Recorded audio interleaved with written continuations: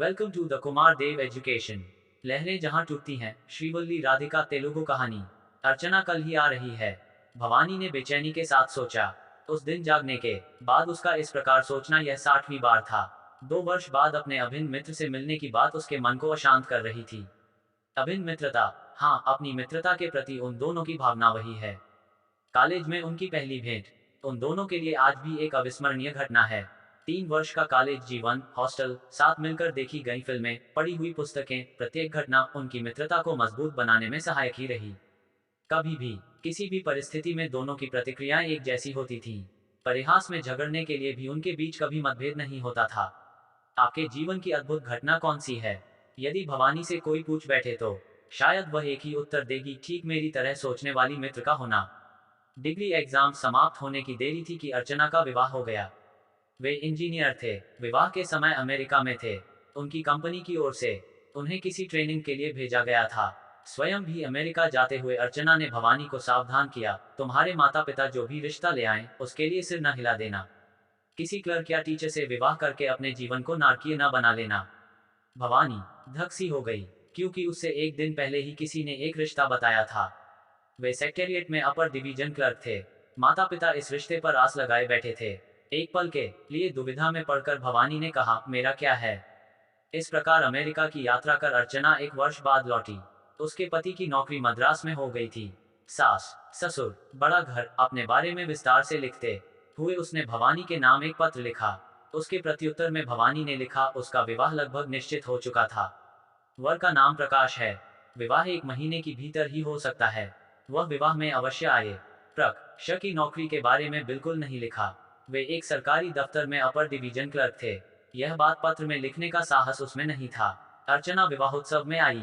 प्रकाश के बारे में उसने विशेष रूप से भवान से कुछ नहीं पूछा। भवानी ने सोचा कि देखकर उसने सब कुछ समझ लिया होगा। सवेरे 10 बजे विवाह हुआ और रात के 10 बजे भवानी ससुराल चली गई। उसके तुरंत बाद अर्चना भी मद्रास के लिए निकल पड़ी। और अब 2.5 वर्ष का बाद अर्चना ने हैदराबाद आने का संदेशा भेजा है। इस बीच जीवन ने कितने ही मोड़ लिए। भवानी का एक बेटा हो गया, वह भी एक छोटी सी पाठशाला में नौकरी करने लगी है। हर दिन एक ही प्रकार की दौड़ धूप।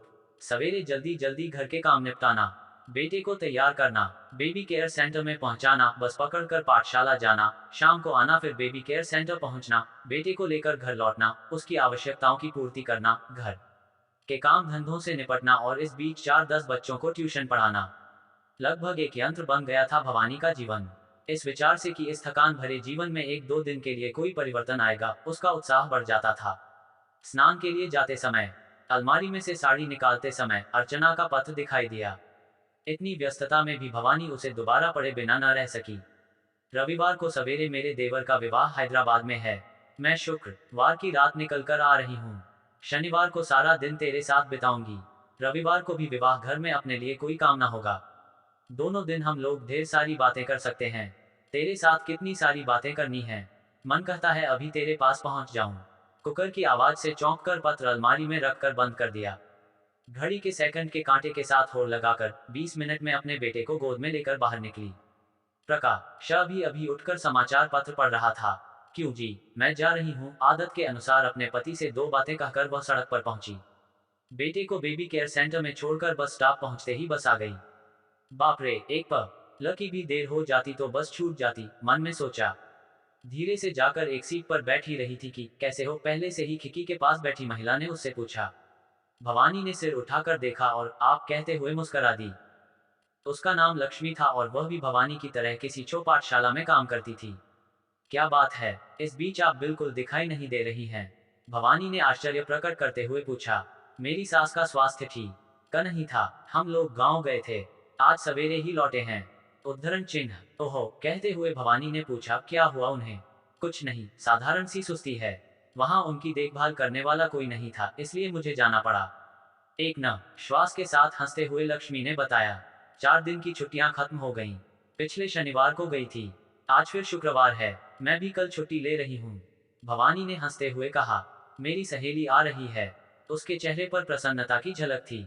उसका बस चले तो उसी बस पर चढ़कर, कल मेरी सहेली आ रही है। चीखने का मन कर रहा था भवानी का। शाम तक इसी उत्साह से दिन बिताया उसने। घर पहुंचते ही सारे घर की सफाई कर पोंछा लगा दिया। अगले दिन के टिफिन के लिए दाल भिगोकर रख दी, दूसरे दिन के लिए आवश्यक सब्जियां काट कर रख ली। जितना भी काम रात को पूरा कर सके करके दूसरे दिन सारे कामों से छुट्टी लेकर केवल अर्चना के साथ बातें करने का विचार था उसका। कल मैं भी छुट्टी ले लूं क्या? प्रकाश ने सोने से पहले पूछा। क्यों? भवानी ने हंसते हुए पूछा। कल एक दिन आप जितनी जल्दी बाहर निकल जाएंगे उतना ही संतोष होगा मुझे। प्रकाश ने अपना मुंह छोटा कर लिया, जैसे सारी दुनिया में तेरे अकेले की ही सहेली है। और आगे कहा, कल सवेरे 5 बजे तक ही घर से निकल जाऊंगा और रात के 12 बजे तक नहीं आऊंगा। खिलखिलाकर हंस पड़ी भवानी। पति के पास ही लेते हुई, यह कैसे हो सकता है? इतने सवेरे घर से निकल जाओगे तो अर्चना को घर कौन ले आएगा? उसे घर में छोड़कर फिर चले जाए, भवानी ने कहा। प्रकाश उसके सिर पर एक ठोंक मारकर अपने पास लेते हुए कहा, तो इस ड्यूटी से बच नहीं सकता मैं। बिस्तर पर कोई 4 घंटे लेटी थी कि 5 बजने से पहले ही उठ बैठी वह। उसी अंधेरी में अपने आंगन को रंगोली से सजा दिया, दाल भी पीस ली, काफी के लिए डिकॉशन बनाकर रख लिया। 6 बजे प्रकाश को जगाकर स्टेशन भेज दिया। उनके लौटने से पहले घर को एक बार और सजाकर स्नान करके खाना बनाने में लग गई। सब्जी, दाल, अचार, पुलिहोर, मिठाई, पकवानों की तैयारी समाप्त होने को थी, पर आने वाले मेहमानों का पता नहीं था। भवानी को आश्चर्य होने लगा था, ये लोग अभी तक क्यों नहीं पहुंचे। इतने में आंगन में स्कूटर के रुकने की आवाज हुई। आतुरता के साथ भवानी दौड़कर बाहर निकल आई, पर प्रकाश को अकेले ही स्कूटर से उतरते देखकर उसे आश्चर्य हुआ। क्यों जी, अर्चना कहाँ है? नहीं आई क्या? एक ही सांस में उसने पूछा। प्रकाश ने धीरे से घर में कदम रखा, कुर्सी पर बैठते हुए और भी धीरे से कहा, आई है। उसकी सास और अन्य लोग भी उसके साथ आए हैं, सब मिलकर विवाह घर गए हैं, तुमको वहां पर बुलाया है। निढाल होकर कुर्सी पर बैठ गई भवानी। तो अब यहाँ नहीं आएगी? रुआसी आवाज में कहा। प्रकाश ने उठकर भीतर जाते हुए पूछा, नाश्ता तैयार है क्या? हाथ मुंह धोकर आ रहा हूँ, परोस दो। एक क्षण के बाद होश आया भवानी को, प्रकाश के लिए परोस दिया। स्वयं ने भी कुछ खाया और बेटे को लेकर चल पड़ी। भवानी को अर्चना के पास छोड़कर ऑफिस के लिए चला गया प्रकाश। अर्चना किसी से बात कर रही थी। दौड़ते हुए आकर भवानी को अपने गले से लगा लिया। तुमने तो लिखा था घर आओगी, रूठते हुए कहा भवानी ने। कैसे आऊं? विवाह के लिए आकर मैं तेरे पास रहूं तो ठीक रहेगा क्या, बताओ? यहाँ पर भी तो हम लोग बातें कर सकते हैं। बातों की गंभीरता को टालते हुए अर्चना ने कहा। भवानी ने निस्सहाय होकर सोचा, यहाँ बातें करेंगे? इतने सारे नए लोगों के बीच में उसका तो दम घुट रहा था। फिर भी एक कोने में जगह बनाकर दोनों बैठ गईं। तो बताओ, अर्चना ने कहा। क्या कहें? भवानी का कंठ ही नहीं फूट रहा था। तू ही बता, तेरे पतिदेव कैसे हैं? उनका क्या? वे तो ठीक ठाक हैं, अनासक्त भाव से अर्चना ने उत्तर दिया। उसके बाद क्या बात करें, भवानी की समझ में नहीं आया। एक एक हाथ में आधे दर्जन सोने के कंगन और गले में भरपूर गहनों के साथ अर्चना जगमगा रही थी। अभी इतने गहने पहने हैं तो विवाह मुहूर्त पर और कितने पहनेगी, भवानी को आश्चर्य हो रहा था। 5 मिनट खामोशी में बीत गए। अचानक भवानी को याद आया, 2 महीने पहले उनकी प्रिय लेखिका का एक उपन्यास बाजार में उपलब्ध था। अत्यंत व्यस्त होते हुए भी उसे प्राप्त कर उसे पढ़ने तक उसने चैन की सांस नहीं ली। अर्चना ने पढ़ा है कि नहीं, विचार के मन में आते ही पूछ भी लिया। नहीं, जम्हाई लेते हुए अर्चना ने उत्तर दिया। पुस्तकें पढ़ना छोड़े बहुत दिन हो गए। भवानी पूछ न सकी कि फिर वह कर क्या रही है। उसे लगा कि अर्चना का उत्तर शायद ही उसकी समझ में आए, और नहीं तो क्या, पैसे वालों की अभिरुचियां सुनते ही कैसे समझ में आ सकती हैं। उनके बारे में वह क्या बात कर सकती है? कौन कौन सी सिनेमा देखी हैं? जुबान तक आई बात को भवानी ने रोक लिया। भवानी की समझ में आ गया था कि जहां तक अर्चना से संबंध रखता हो, इससे व्यर्थ प्रश्न दूसरा नहीं हो सकता। और क्या पूछ सकती है? अपने स्तर की सहेली के मिलने पर पूछे जाने वाले प्रश्नों को एक बार मन में दोहरा लिया, नया सामान क्या खरीदा है, आदि आदि। ये तो अर्चना से पूछे जाने वाले प्रश्न नहीं हैं। पति, बच्चे, पति के बारे में तो अनासक्त होकर अभी अभी बात को काट गई। पूछना चाह रही थी कि 3 वर्ष बीत जाने पर भी बच्चे क्यों नहीं हुए, लेकिन साहस नहीं जुटा पाए। चह मुझे कैसा भय, वह तो मेरी अभिन्न सहेली है। अपनी आत्मीयता के बल पर पूछना ही चाह रही थी कि हाय अर्चना कहते हुए कोई महिला उसके पास आई। गहनों के विषय में या नजाकत के विषय में वह अर्चना से किसी कदर कम नहीं थी। मेरे पति की चचेरी बहन सुस्मिता, मेरी अभिन्न सहेली भवानी। बड़ी चुस्ती के साथ दोनों का आपस में परिचय कराया। अर्चना की आवाज में दूने उत्साह को भवानी ने पहचाना। बहुत देर के बाद अर्चना की बातें इतनी उत्साहपूरित हुई थीं। अब तक अति धीमी आवाज में निरासक्त होकर बात करने को यात्रा की थकावट समझा था भवानी ने, लेकिन अब वे दोनों अपने आप को भूलकर बातों में डूब गईं तो भवानी कुछ देर तक असुविधापूर्वक बैठी रही। अपनी गोद में बेटे को थपकियां देते हुए वह इधर उधर देखने लगी। बड़े पेट और सांवले रंग की एक लड़की इधर उधर घूम रही थी। शायद काम वाली हो, भवानी सोच रही थी। इतने में अर्चना ने सुस्मिता से पूछा, यह आपके घर की काम वाली लड़की शांता है ना? हाँ, सुस्मिता ने जवाब दिया। मैंने पहचाना नहीं। विवाह हो गया क्या इसका? हाँ, मम्मी ने ही करवाया है। अब उसके पांव भारी हैं। 5वां महीना चल रहा है। उद्धरण चिन्ह। विवाह होकर कितने दिन हुए? 9 महीने। हंसते हुए अर्चना ने कहा, इनके पास दूसरा कोई काम नहीं होता है क्या? उद्धरण चिन्ह। उस व्याख्या में कोई दुरुद्देश्य नहीं था, आश्चर्य नहीं था, उपहास भी नहीं था। बिल्कुल सहजता से उसने यह बात कह दी।